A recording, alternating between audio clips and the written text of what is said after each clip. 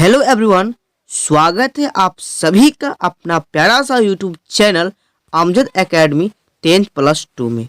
तो दोस्तों, आज की इस वीडियो में हम लोग क्लास 10th के मैथ्स के इम्पोर्टेंट क्वेश्चन जो कि 2023 के लिए बहुत ही इम्पोर्टेंट होगा। और यह प्रश्न कैसा है? तो यह प्रश्न 2 नंबर वाला प्रश्न है और ये वैसे प्रश्न है जो कि आपके बोर्ड एग्जाम में पूछा गया प्रश्न है। साथियों, बस मैं आपको यहाँ पर यही बताने वाला हूँ कि किसी भी प्रश्न को किस तरीके से आप सोल्व करेंगे ताकि आपको स्टेप मार्किंग के अलावा पूरा का पूरा वहाँ पे आपको मार्क्स मिले। तो आज की इस वीडियो में हम लोग इसी के बारे में डिस्कस करने वाले हैं कि किस प्रश्न को कैसे बनाना है। तो बस इस वीडियो को शुरू से लेकर लास्ट तक देखिए। तो चलिए आज की इस वीडियो को हम शुरू करते हैं। साथियों, आज का हमारा पहला क्वेश्चन है वो क्या कहता है, ये 2 नंबर वाला प्रश्न है और कैसे सोल्व करना है आपको देख लीजिए। और इसका अगर आप पीडीएफ चाहते हैं ना तो बस मेरे व्हाट्सएप नंबर पर सेंड बोल दीजिएगा पीडीएफ चाहिए तो 62 99 43 45 और 46 यह मेरा व्हाट्सएप नंबर है। बस उस पर लिख दीजिएगा हेलो, उसके बाद बोल दीजिएगा कि मैथ्स का पीडीएफ चाहिए जो आज आपने पढ़ाया, ठीक है? तो मैं डाल दूंगा। तो चलिए ये क्वेश्चन क्या कहते हैं सुनिए। कहते हैं किसी बेलन के वक्र पृष्ठ का क्षेत्रफल 1760 सेंटीमीटर स्क्वायर है एवं इसके आधार का त्रिज्या 14 सेंटीमीटर है, तो बेलन की ऊंचाई ज्ञात कीजिए। तो क्या आपको प्रश्न पढ़ के कुछ आइडिया लगा? जी हाँ दोस्तों, यह प्रश्न है क्षेत्रमिति में से प्रश्न है और यह कैसा है? बेलन से संबंधित प्रश्न। तो सबसे पहले आपको यह ध्यान रखना है कि बेलन का वक्र पृष्ठीय क्षेत्रफल क्या होता है, बेलन का आयतन क्या होता है और बेलन का संपूर्ण पृष्ठीय क्षेत्रफल क्या होता है। सबसे अगर आपको मैथ को स्ट्रॉन्ग करना है ना तो क्लास 10th में जितने भी फॉर्मूला है चैप्टर 1 से लेकर चैप्टर 15 तक, उन सारे फॉर्मूला को आप अच्छी तरीके से याद कर लीजिए। जब आपको फॉर्मूला लर्न हो जाएगा ना तो प्रश्न बनेगा ही बनेगा, साथ ही साथ इससे भी एमसीक्यू आपके बोर्ड एग्जाम में बनते हैं तो वहां पर आप आसानी तरीके से बना सकते हैं, कहीं पर भी कंफ्यूजन नहीं रहेगा। तो आपको इस प्रश्न को पढ़कर आइडिया लगा होगा कि हमें क्या करें। बेलन का वक्र पृष्ठीय क्षेत्रफल अगर हमें ज्ञात है, अगर हमें याद है तो इसको आसानी से हम ज्ञात कर सकते हैं। क्या होता है बेलन का वक्र पृष्ठीय? होता है 2πr/h। तो आपको कुछ नहीं करना, आपको ऑलरेडी क्षेत्रफल दिया है 1760 दिया हुआ है, 2 तो हो ही गए, पाई का मान 22/7 रखना है, आर का मान भी दिया हुआ तो एच ने पूछा है, बिल्कुल निकल जाएगा। तो चलिए हम देखते हैं कि इसको किस तरीके से सिस्टमेटिक तरीके से सोल्व करेंगे। जरा ध्यान सुनिए। देखिए हमने सबसे पहले क्या लिखा है, आप कभी भी प्रश्न बनाइए तो यह लिखिएगा कि दिया है, जो चीज दिया है उसको लिखिए। तो क्या दिया है? बेलन का वक्र पृष्ठीय क्षेत्रफल जो कि 1760 दिया है, उसका त्रिज्या को हम आर से भी रिप्रेजेंट करते हैं, इक्वल में दिया है 14 सेंटीमीटर। निकालना क्या है? तो हमें निकालना बेलन की त्रिज्या, यह हुआ आपका व्हाट। इस तरीके सिस्टमेटिक तरीके से आपको बनाना है, ठीक है? अब ध्यान से हल करेंगे। क्या करेंगे अब हल करेंगे तो लिखेंगे बेलन का वक्र पृष्ठीय क्षेत्रफल। तो हम जानते हैं कि बेलन का वक्र पृष्ठीय क्षेत्रफल होता है 2πr/h, तो हमने लिखे 2π। तो ऑलरेडी बेलन का वक्र पृष्ठीय आपको दिया हुआ था कितना? 1760। तो इसके वैल्यू को हम यहाँ पर रख देंगे, ठीक है? यहाँ पर हमने रख दिया 1760 बराबर में 2πr/h, 2 गुने पाई का मान क्या रख दिए 22/7, ठीक है? और आर का मान यहाँ पर रखना है साथियों कितना? 14 सेंटीमीटर है, तो 14 सेंटीमीटर हम रख लेंगे, ठीक है? और एच हमें निकालना है तो एच निकालेंगे। अब ध्यान से सुनिए क्या करें, बस अब कुछ नहीं है, कैलकुलेशन तो है। हमने क्या किया 1760 लिखा, 44/7 गुने एच गुने 14 मतलब 22 गुने 44 ऐसे कर लिए।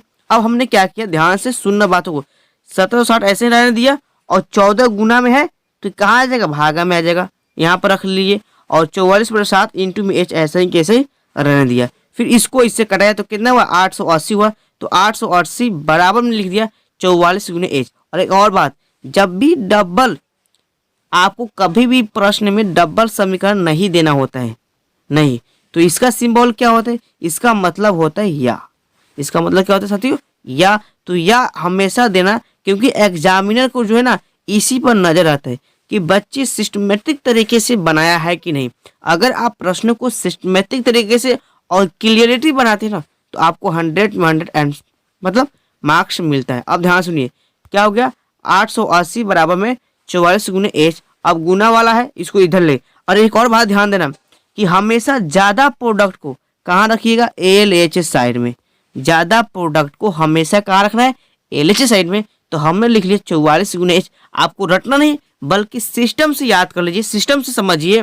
और एक और बात, जब अभी यहाँ से इस तरीके से बनेगा ना तो जब आप क्लास 11th में जाइएगा, क्लास 12th में जाइएगा और इस तरीके से प्रश्न बनेगा तो देखने वाला देखते ही रह जाएगा। इसलिए मैं आपको सिस्टमेटिक तरीके से बता रहा हूँ।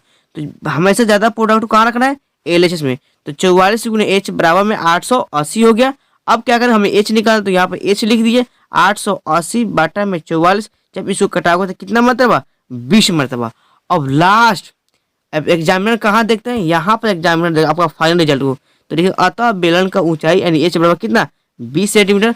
तो बस एग्जामिनर क्या करेगा, वो अपना आंसर उठाएगा, आंसर से उठाएगा और देख अच्छा 20 सेंटीमीटर है और यहाँ पर एकदम बॉक्स में भर दिया है और क्लियरिटी दिखाई दे रहा है तो मार देगा 2 नंबर। तो इस तरीके से आपको प्रश्न को हल करना है। जो दिया है उसको लिखिए, जो निकालना है उसको लिखिए और उससे समय जो भी फॉर्मूला है उस फॉर्मूला को रखिए और आपका आंसर एकदम क्लियरिटी आ जाता है। तो चलिए अब हम नेक्स्ट क्वेश्चन देखते हैं। टू क्या कहता है, यदि द्विघात बहुपद 5x² - 7x + 1 के शून्यक और अल्फा और बीटा हो तो 1/α + 1/बीटा का मान ज्ञात कीजिए। तो ध्यान से सुनना, आपको क्या कर रहा है कि शून्यक दिया हुआ है तो बहुत ही आपको बातें समझ में आ गया होगा। जब आपको शून्यक दिया होता है तो हर चीज़ें आपको समझ में आ जाता है। ठीक है, तो देखिए मैंने कैसे बनाया, एकदम सिस्टम से बनाया है, ध्यान से देखना। सबसे पहले हमने लिखा कि दिया है, क्या दिया है, 5x² - 7x + 1, जहाँ a बराबर में 5। इसी तरीके से बनाना है b माइनस के साथ और c बराबर में 1 है। अब हमें निकालना क्या है साथियों, तो हमें निकालना है कि 1/α + 1/बीटा का मान निकालना है। तो सबसे पहले हमने क्या किया कि 1/α + 1/बीटा का हमने क्या कर दिया, हल किया। जैसे हमने हल किया तो होगा इसका अल्फा और बीटा हो जाएगा, एलसीएम हो जाएगा। तो अल्फा से अल्फा कैंसिल तो बच गया बीटा, प्लस बीटा से बीटा कैंसिल यहाँ पर बचेगा अल्फा। तो अल्फा प्लस बीटा बाटा में अल्फा इंटू बीटा, तो आप जानते हैं क्या हो जाएगा, -b/a। नहीं समझ में, देखिए अल्फा प्लस बीटा का मान क्या होता है, -b/a। अल्फा इंटू बीटा क्या होता है, c/a। तो a से a कैंसिल तो आंसर क्या है, -b/a। तो यहीं देखिए यहीं पे होगा तो -b/में c यहाँ पर होगा। ध्यान दो क्या हो जाएगा, -b/a। अच्छा c/a, तो a से a कैंसिल तो बचा कितना, -b/c। ठीक है, तो आपको कुछ नहीं करना, ध्यान से b का मान क्या है, कितना दिया हुआ है, तो b का मान -7 है और यहाँ पर और रेडी माइनस दिया हुआ तो माइनस माइनस प्लस हो जाएगा। और c का मान कितना दिया हुआ है, ध्यान से देखिए c का मान दिया a तो क्या हो जाएगा, -++7 बाटा में 1 इक्वल कितना हो जाएगा, 7। तो इसका राइट आंसर क्या हो जाएगा, 7। तो इस तरीके से आपको एकदम सिस्टमेटिक तरीके से बनाना है और यही हमारा फाइनल आंसर हुआ। तो देख लीजिए कैसे हमने बनाया है। बस क्या करना है, कुछ नहीं करना है, जो दिया है उसको लिखिए, क्या निकालना है उसको लिखिए और उसको सोल्व कीजिए, सिंप्लीफाई कीजिए, आपका आंसर बिल्कुल परफेक्ट तरीके से आ जाएगा। चलिए नेक्स्ट क्वेश्चन क्या करता है, ध्यान सुनना। ये क्वेश्चन भी बहुत इंपॉर्टेंट है। ये बोलता है क्या है, ध्यान सुनिए। कहता है कि 0 और 50 के बीच की विषम संख्याओं का योग ज्ञात करें। मतलब 0 से लेकर 50 तक की विषम संख्या इसका जोड़ना है।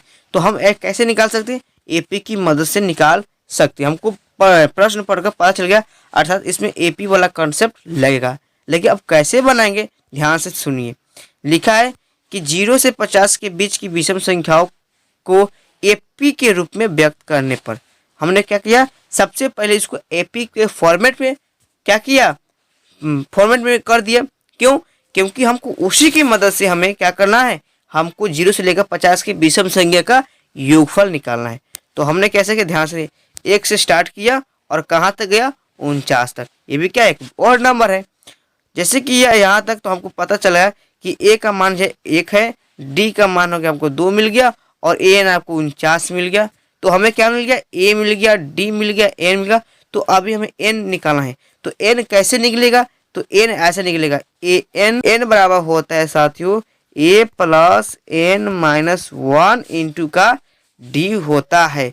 इस फॉर्मूला लगा बस मान रखेंगे। तो एन का वैल्यू 49 है तो 49 रहेगा 1 plus n minus 1 into D के मान में 2 रख दिया, यहाँ पर 2 रख दिया। तो 49 प्लस इधर जाएगा माइनस हो जाएगा, एन माइनस 1 इंटू में 2 हो जाएगा। अब क्या होगा, यह 48 हो गया। अब 48 में क्या हो जाएगा, 48 को 2 से भागा करेंगे तो कितना हो जाएगा, 24 हो जाएगा। और एन बराबर क्या हो जाएगा, 24 प्लस 1 स्कूल में 25। क्यों, क्योंकि एन माइनस 1 इक्वल में 24। तो ये माइनस उधर जाएगा तो प्लस हो जाएगा कि नहीं। तो एन बराबर कितना हो 25। तो एन का मान हमें मिल गया, ए एन भी मिल गया। तो हम जानते हैं कि योग निकालने के लिए हमारे पास 2 फार्मूला होता है। एक होता है एस एन बराबर होता है एन बाई 2 इंटू में 2a plus n minus 1 into में डी होता है। एक और होता है एन बाई 2 इंटू में ए प्लस एल बोलो तब या ए एन बोलो तब बातवा सेम होता है। तो हमने क्या किया कि यहाँ पे ए एन लिख दिया। तो एन बाई 2 इंटू में ए प्लस ए एन। तो एन का वैल्यू 25 है तो 25/2 हो गया। वो ए का वैल्यू 1 है तो 1 गया और ए एन का वैल्यू 49 तो हमने 49 रख दिया था। 25/2 तो 49 एक 50 हो जाएगा। इससे से काटेगा तो 25 हो जाएगा। 25 कितना हो जाएगा 625। तो हमने क्या पाया, ध्यान से सुनना, हमने लिख किया यहाँ फाइनल रिजल्ट कितना है 625। लेकिन यहाँ पर भी एग्जामिनर का ध्यान नहीं देगा। अगर आप ये वाला शब्द नीचे वाला चीज़ लिख देते ना तो एग्जामिनर धड़ाक दे देख लेगा, अच्छा ये चीज़ लिखा हुआ है बंदा ने, और आपको 2 नंबर पक्का दे देगा। क्या लिखा आपने, अतः 0 से लेकर 50 के बीच विषम संख्या का योग कितना है 625 है। तो इस तरीके के इस प्रश्न को हम सोल्व करेंगे। जो दिया है उसको लिखेंगे, क्या चीज़ निकालना है वो चीज़ देखेंगे, उसके बाद हम सिस्टमेटिक तरीके से इसको हल कर लेंगे। चलिए नेक्स्ट क्वेश्चन देखते हैं। क्वेश्चन नंबर 4 क्या कहता है, ध्यान सुना। कहता है कि 2 संख्याओं का योगफल 50 है एवं उसमें से एक संख्या दूसरी की 7/3 गुनी है, तो संख्या निकाले। और ये 2 नंबर वाला प्रश्न है। देखिए कैसे बनाना इस तरह के प्रश्न को। और इस तरीके के प्रश्न आपके बोर्ड एग्जाम में अक्सर पूछता है। आपको घबराने की कोई ज़रूरत नहीं है। सबसे पहले आप लिखिए दिया है, मतलब नहीं दिया है तो समझना। सबसे पहले क्या करना, आपको मानना है इस पर। माना कि एक संख्या x है और दूसरी संख्या 1/3 इंटू में x अर्थात 7 अर्थात 7/3 हो गया। समझ में आ रहा है बात को, ओके। और नेक्स्ट क्वेश्चन क्या कहते हैं, नेक्स्ट स्टेप क्या कहते हैं, और वो बोलता है क्या कि अब हम क्या करेंगे प्रश्न अनुसार क्या करेंगे कि x प्लस 7/3 इक्वल में 50 हो जाएगा। तो अब इसका क्या करेंगे, एलसीएम ले लेंगे। तो यहाँ पर हो जाएगा 3, तो 3x प्लस 7x इक्वल क्या ना 50 हो जाएगा। तो 7 3 10 x/3 इक्वल में 50, यहाँ पर कुछ नहीं है तो 1 हो जाएगा। अब इसको क्रॉस गुना करेंगे तो 10x बराबर 150 हो जाएगा। इसीलिए x बराबर कितना हो जाएगा, ध्यान से सुनना, इसीलिए x बराबर कितना हो जाएगा आपका 15 हो जाएगा।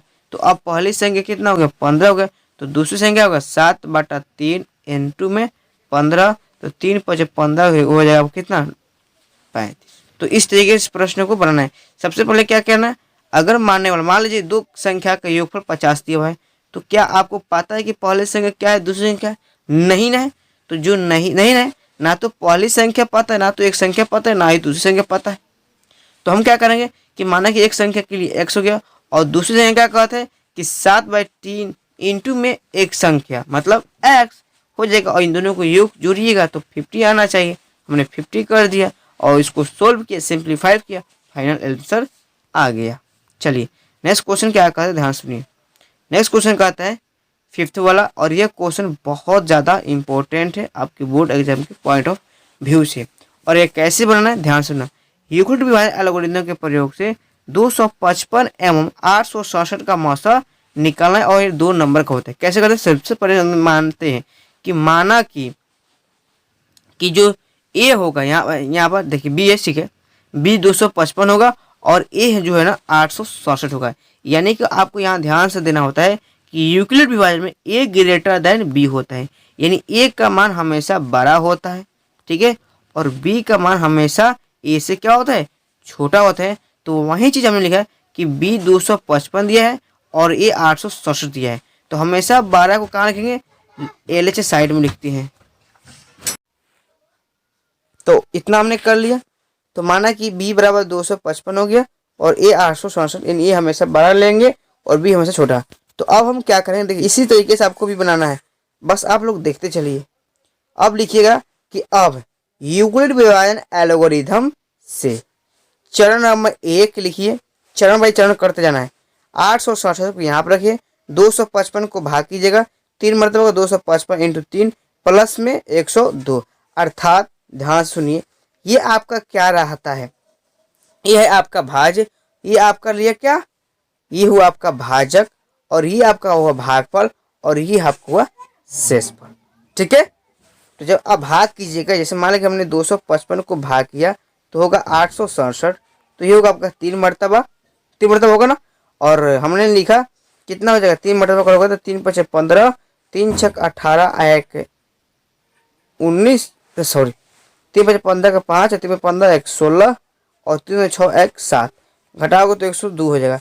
तो ये क्या होता है आपका, ये भाज्य, ये भाजक होता है, और ये आपका भागफल होता है, और ये आपका शेषफल होता है। तो एक फॉर्मूला आप जानते हैं कि भाज्य बराबर क्या होता है, भाजक गुने भागफल प्लस का शेषफल। तो वही चीज किया है, बस आपको क्या करना है कि अगर लास्ट में r बराबर 0 हो गया तो जो सेकेंड वाला पद होगा वही आपका मसा होगा। और एक बात मैं आप लोग को यह भी दिला दूं कि यूक्लिड विभाजन एल्गोरिथम के माध्यम से हम क्या निकालते हैं, हर साल MCQ में पूछता है, तो हम निकालते हैं मसा, ठीक है। तो हमने यहाँ पर क्या देखा कि यहाँ पे जो r का जो वैल्यू है वह 0 के बराबर नहीं है, इस बात का मतलब है कि और एक स्टेप और आगे बढ़ेगा। तो हम कैसे बढ़ाएंगे, ध्यान से सुनें, 1 2 तो दूसरिका पर इसको रख लेना है, 1 2 दूसरिका पर इसको रख लेना है, ठीक है। और फिर क्या करेंगे कि 255 में 102 से भाग करेंगे, तो होगा क्या, 102 गुने 2 प्लस में 51, कैसे है, भाज्य बराबर भाज्य गुने भागफल प्लस शेष। अब यहाँ पर हमने देखा कि जो r का मान है यह भी 0 के बराबर नहीं है, तो फिर ये आगे स्टेप बढ़ा देंगे इसको, ध्यान सुनिए। तो आगे स्टेप हमने बढ़ाया, फिर क्या किया, ध्यान सुनिए क्या मैं बताना चाह रहा हूँ, मैं यही बताना चाह रहा हूँ कि देखो 1 2 तो यहाँ पर लिख लेंगे, फिर 1 2 यहाँ पर लिख लेंगे, यानी शुरू वाला 2 को हम कहाँ रखेंगे, LHS साइड में रखेंगे, और शुरू वाला 2 को हम कहाँ रखेंगे, RHS साइड में। जैसे कि हमने 1 और 2 किया तो यहाँ दूसरे स्थान को यहाँ पर रख लिए, फिर 1 और 2 यहाँ पर 2 है, फिर दूसरे स्थान को हमने यहाँ पर रख लिए, और फिर हम 102 में 51 से भाग करेंगे तो 2 मरतबा होगा, अब प्लस का 0। तो हमने यहाँ पर देखा कि r का वैल्यू 0 आ गया, मतलब जब भी r का वैल्यू 0 आ जाता है ना तो आपका मौसा का जो वैल्यू होते हैं ना वो हमें पता चल जाता है। तो यहाँ पर जो मौसा का कौन होगा, 1 2, अर्थात 51 जो क्या होगा आपका मौसा होगा। तो हम क्या लिखते हैं, ये चीज़ को लिखना चाहिए। अगर आप ये चीज़ लिख दिए ना तो एग्जामिनर साहब देखकर खुश हो जाएंगे। लिखना है कि अतः जब r बराबर 0 हो तो मौसा का जो मान है वो कितना होगा, 50 होगा। तो यूक्लिड विभाजन एल्गोरिथम से जब भी प्रश्न आए साथियों तो आपको इसी फॉर्मेट में इसी तरीके से आप लोगों को बनाना है, ठीक है। चलिए।